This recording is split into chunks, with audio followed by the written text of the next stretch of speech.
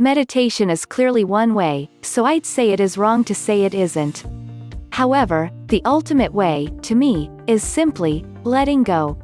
That's why, in Zen, it is often said that a person, on achieving enlightenment, laughs out loud. All the burdens are gone in that instant and from then on. That certainly happened with me.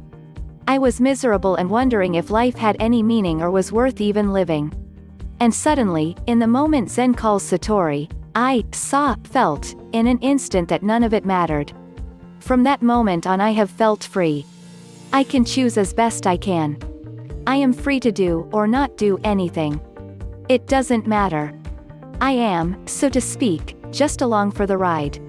What happens, doesn't happen, what I want to happen, don't want to happen, it is all the same. It just is. This pops up in a wide range of places. Several CEOs I worked with said at one time or another, there is no good news or bad news, just news.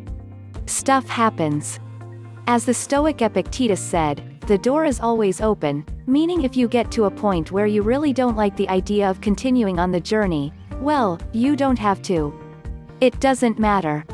You are in charge, you are free, you choose. Albert Ellis, the great psychologist, taught we can benefit by stop using the would, should. Kierkegaard, the philosopher, said, the only sin is guilt. Nearly every religion comes at this in one way or another, but in the end, to me, it boils down to, it doesn't matter.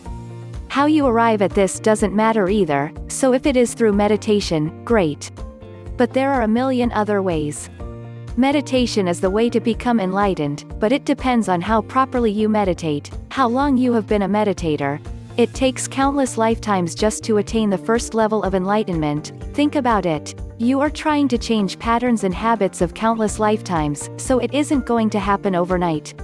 But even the smallest change creates significant progress. But it is slow, so you must cultivate patience.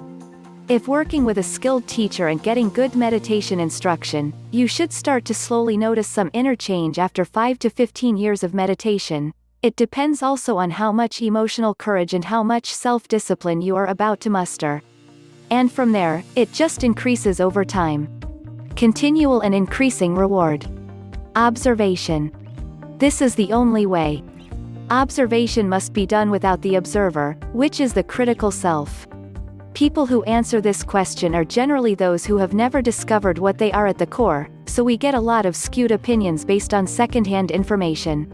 We are built wide open for the world, because it is within us, and therefore we do not obtain, attain, or get enlightenment.